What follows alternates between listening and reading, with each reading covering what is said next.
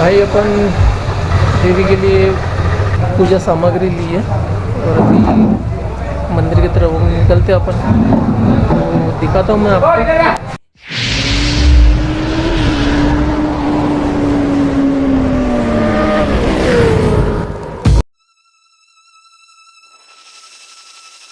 Look at all you've gone through, all the crazy and the bittersweet too. All the while your heart's on fire, keeping off to your own desire. Look at all you've endured, heartaches that have crushed your worth. All the while your mind's at war, you keep coming back for more. Why do you keep coming back for more? Why do you keep coming back for more? Why do you keep coming back for more?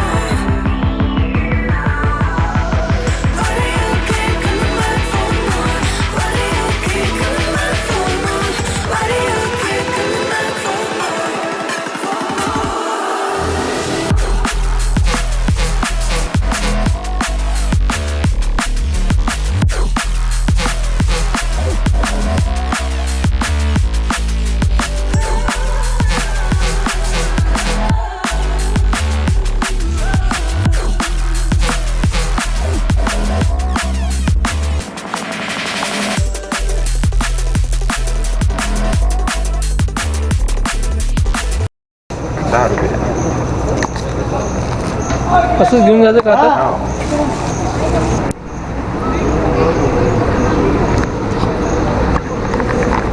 शुभनयना करुणामय गौरी हर श्री वरद विनायक।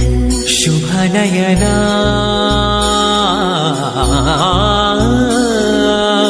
जैसे अपन ने प्रसाद लिए देवी के लिए और ऊपर चढ़ते चढ़ते हालत ख़राब हो गई, क्योंकि ऊपर ही ऊपर पूरी पायरियाँ चढ़ी हुई है ऊपर, तो उसकी वजह से पूरे पैर दुख गए भाई। मगर यहाँ पे देवी का दर्शन करने के बाद तो जो पैर दुखे थे वो तो ख़त्म हो गए, कोई दिक्कत ही नहीं। और इतना बढ़िया लगा ना दर्शन करके, क्योंकि अपन ने सप्तशृंगी का भी दर्शन किया, कोल्हापुर की देवी का भी, और अपने देवी का भी दर्शन कर लिया।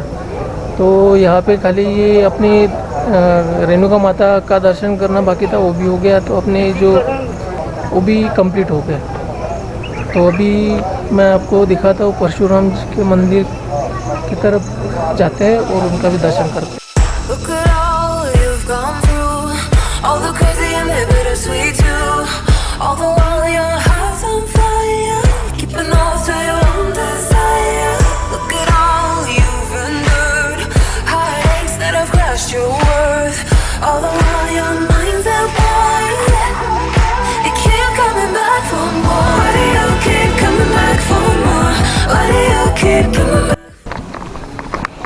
तो ऐसा है कि रेणुका माता का दर्शन करने के बाद अपन जा रहे हैं परशुराम जी के मंदिर की तरफ। तो बहुत पुरानी कहानी है, मैं आपको बताता हूँ दर्शन करने के बाद। ये देखिए छोटे छोटे बच्चे नीचे से ऊपर आ रहे हैं।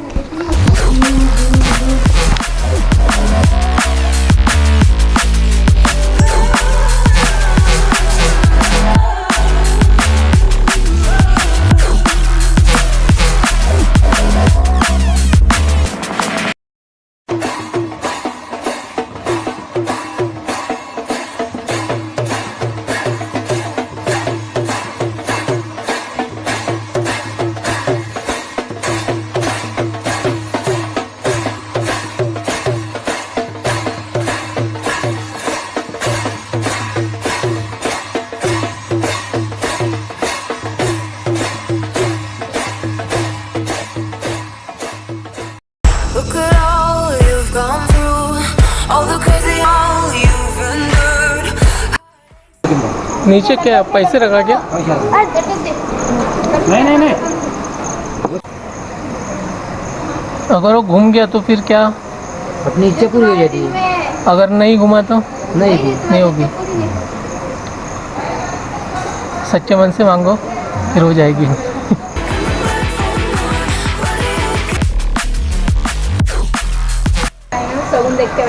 हाँ, तो अपने मन से वहाँ तक पहुँचने का टाइम लगेगा ना। यहाँ पे परशुराम जी का मंदिर है और परशुराम जी के मंदिर के जस्ट अपोजिट में एक गोल गोल पत्थर रखे हुए हैं यहाँ पे। और यहाँ ऐसा है कि एक कोई भी सिक्का इसके नीचे रखो, उसके ऊपर में ये गोल वाले पत्थर रखो, और अपने मन में जो भी है इच्छा, अगर वो बोल के दोनों हाथ उसके ऊपर रखेंगे, अगर वो घूम गया, देखिए ये भैया का भी घूम रहा है, तो समझ लेना भाई कि जो अपनी मन की इच्छा है वो पूरी हो जाएगी। धीरे धीरे घूम रहा है।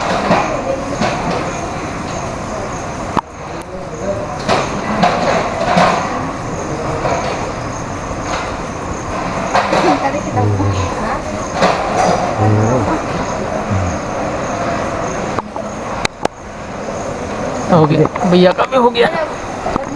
ये मेरे पीछे में जो है ये परशुराम जी का मंदिर है और यहाँ पे देवी का कुंड है। यहाँ पे छोटी सी मूर्ति यहाँ पे है। तो ऐसा है कि भाई रेणुका देवी और परशुराम जी का एक पुराना इतिहास है, जो कि एक रेणु नाम का राजा था। रेणु नाम का राजा था और उसको कोई संतति हो नहीं रही थी, तो उन्होंने एक यज्ञ किया। तो यज्ञ होने के बाद उनको कन्या प्राप्त हुई। तो ऐसा था कि उनका नाम रेणु था, राजा रेणु, तो लड़की का नाम रेणुका रखा। तो रेणुका रखने के बाद उसका स्वयंवर हुआ। तो स्वयंवर में जगह जगह के राजा आए, सारे लोग आए। तो वहाँ पे एक ऋषि भी आए जो कि परशुराम जी के पिता जमदग्नि करके ऋषि स्वयंवर में आए। तो स्वयंवर में उनके साथ उनका वरमाला डाली रेणुका ने, तो उनका विवाह हुआ। तो उनको ऋषि को और रेणुका देवी को 5 पुत्र पैदा हुए। तो उनमें से 5 जो था वो परशुराम था। परशुराम को उस समय राम करके संबोधा जाता था। तो ऐसा है उनका पीछे का इतिहास। और उसके बाद ऐसा हुआ कि जब ध्यान में थे ऋषि, तो रेणुका माता जो थी वो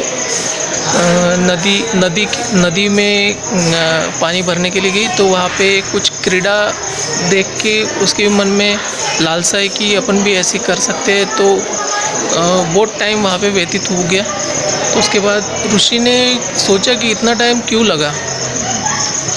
तो ऐसा है कि उन्होंने ध्यान करने के बाद उनको पता चला कि उसके पीछे का कारण क्या था। तो फिर उनके 5 पुत्र थे, तो उनमें से 4 पुत्र घर में थे। तो उनको आज्ञा दी कि अपनी माता का धड़ काटने के लिए, मगर वो माता के आज्ञा के पालन थे तो उन्होंने किया नहीं। तो उसके बाद परशुराम जी बाहर गए थे। तो परशुराम जी घर में आने के बाद उनको सारा कुछ पता चला, और ये भी पता चला कि 4 भाइयों को ऋषि ने आज्ञा की, तो उन्होंने उतने आज्ञा पाली नहीं। तो उनको अग्नि में जला दिया ऋषि ने। तो उसके बाद ऐसा था कि परशुराम जी को भी उन्होंने आज्ञा दी कि अपनी माता का धड़ अलग कर दो। तो उन्होंने सारा कुछ तथ्य जानने के बाद अपनी माता का धड़ अलग कर दिया। तो वहीं पे माता रेणुका और 4 भाई मर गए। तो उसके बाद ऐसा हुआ कि उनके पिताजी जो ऋषि थे तो वो बहुत प्रसन्न हुए। तो उनको परशुराम जी को बोला कि आप मेरे सच्चे पुत्र हो, तो आप मुझे मांगो, जो वर मानना चाहते हो मांगो। तो उन्होंने यही वर मांगा कि मेरे 4 भाई और मेरी माता को जीवंत करें। तो उनके मन में जो इच्छा थी वो देख के ऋषि भी एकदम अचंभित हुए और उनको 4 भाइयों को ज़िंदा कर दिया और उनके माता को भी ज़िंदा कर दिया। तो ये भी थी उनकी पीछे की कहानी। तो सहस्त्र अर्जुन करके एक राजा था, जो कि रेणुका माता जो थी उनकी बहन उनको दी थी, यानी कि उनके साथ शादी हो गई थी। तो वो भी महिष्मती करके एक राज्य था, उनके राजा थे। तो एक बार ऐसा हुआ कि रेणुका माता के घर में खाना खाने के लिए उनको बुलाया। तो वो उनकी बहन और वो सहस्त्र अर्जुन राजा आए। तो उन्होंने देखा कि इनके घर में एक गाय है कामधेनु करके। कामधेनु गाय पूरी जो भी मनोकामना है वो पूरी करती है। और ये कामधेनु गाय ऋषि ने अपने आराध्य साधना करने के बाद, तप करने के बाद प्राप्त की। तो ऐसा हुआ कि उसके मन में भी एक लालसा जागृत हुई कि कामधेनु को अपन लेके जाएंगे। तो ऐसा हुआ कि उन्होंने पूरे सैनिक बुला के उनके ऊपर हमला किया कामधेनु को लेके जाने के लिए। मगर ऐसा हुआ कि कामधेनु इनके पास थी, ऋषि के पास और रेणुका माता के पास। तो इनकी जो भी कामना थी ये पूरी की, तो उनको पूरा का पूरा पराभूत कर दिया। तो पराभूत होने के बाद वो शास्त्रार्जुन एकदम दुखी हो गए और एकदम चिढ़ गए। तो ऐसा हो गया एकाएक इनके ऊपर उन्होंने हमला किया। हमला करके जो ऋषि थे उनको वहाँ पे ख़त्म कर दिया, वो जगह पे मर गए। और दूसरा कि 21 बार मारे शास्त्रार्जुन ने रेणुका माता को। तो ये बहुत ख़तरनाक चीज़ होगी। और दूसरा ऐसा था कि परशुराम जी वहाँ पे थे नहीं, बाहर गए थे। उसके बाद वहाँ पे आए आश्रम में, तो देखा कि उनके पिताजी मर गए हैं और उनकी माताजी को 21 बार, यानी कि 21 बार मारा है। फिर भी जिंदा थी वो माता को 21 बार वार किए शास्त्रार्जुन ने। तो ऐसा था कि परशुराम जी आए और देखा कि 21 बार अपने माता को मारे हैं। तो उन्होंने रेणुका माता ने उनको बोला कि 21 बार ये पृथ्वी को निक्षत्रिय कर देना। तो परशुराम ने वैसे किया। आप पुराणों में देखेंगे कि क्षत्रियों का नाश कर दिया था परशुराम जी ने 21 बार। तो उनकी आज्ञा का पालन कर दिया। उसके बाद ऐसा हुआ कि उनके पिताजी मर गए और अपनी माताजी को दोनों को खांधे पे लेके एक साइड में उनके पिताजी और एक साइड में उनकी माताजी लेके निकले थे। सह्याद्री पर्वत से जा रहे थे। तो यहाँ पे माहौर गढ़ करके है गढ़। तो यहाँ पे गंगा नदी नहीं बोल सकते, यहाँ पे नदी के पास उन्होंने पिताजी का अंतिम संस्कार कर रहे थे। तो उस समय माता रेणुका सती जाने वाली थी। तो उनको बहुत दुख हुआ परशुराम जी को कि पिताजी मेरे ऋषि पिताजी चले गए और मेरी माताजी भी सती होने वाली है, तो मैं कैसे करूँगा। तो बहुत दुखी थे। तो फिर उनका संस्कार करके वो फिर निकल गए वहाँ से। तो उसके बाद वो 6 दिन बाद आए। 6 दिन बाद वो एक अपने दत्त भगवान पिताजी को अग्नि देने के बाद फिर वो परशुराम जी निकल गए। उसके बाद 6वें दिन वो आए अपने क्रियाकर्म पूरे करने के लिए। तो दत्त भगवान ने उनके क्रियाकर्म पूरे कर दिए और बहुत दुखी थे परशुराम जी। तो उन्होंने एक तीर छोड़ा। तीर जाके जहाँ पे लगा वहाँ से एकवीरा देवी प्रकट हुई।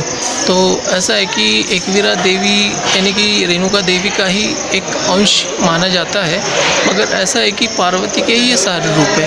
आप महालक्ष्मी बोलिए, ये अपना रेणुका देवी बोलिए, ये सारे रूप है पार्वती देवी के ही। आज मैंने आपको रेणुका देवी का भी दर्शन कराया, परशुराम जी का भी दर्शन कराया, एकदम महाबूरगढ़ का एकदम सुंदर नज़ारों का भी आपको दर्शन कराया। तो अभी देखते एक दत्तगढ़ है, तो उधर भी जाके अपन देखेंगे।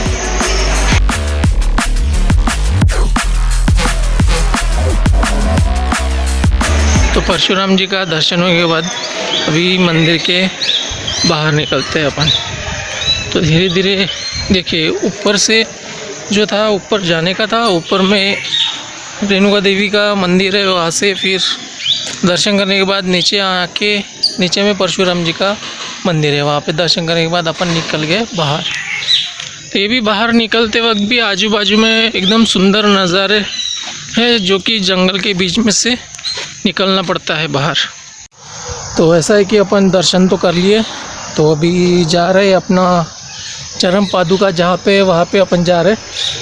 और यहाँ से 5 घंटे का रास्ता है नागपुर। तो मैं सोच रहा था कि नागपुर निकलूँ कि नहीं निकलूँ आज। और दूसरा कि अपने दत्त भगवान दत्तगढ़ है यहाँ पे, तो वहाँ पे भी जाने का मैं सोच रहा हूँ, क्योंकि आया इतने दूर और इतने दिनों से मेरे मन में इच्छा थी। तो मैं वही कंफ्यूज में था कि मैं जाऊँ कि नहीं जाऊँ, क्योंकि अगर इधर गया तो आधा एक घंटा लगेगा और उधर फिर टाइम हो जाएगा। तो मैं वही दिक्कत में हूँ कि जाऊँ कि डायरेक्ट निकल जाऊँ। सोचता हूँ 2 मिनट। शुभनयना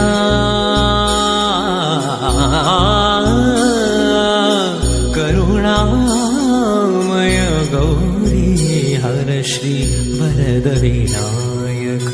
ओंकार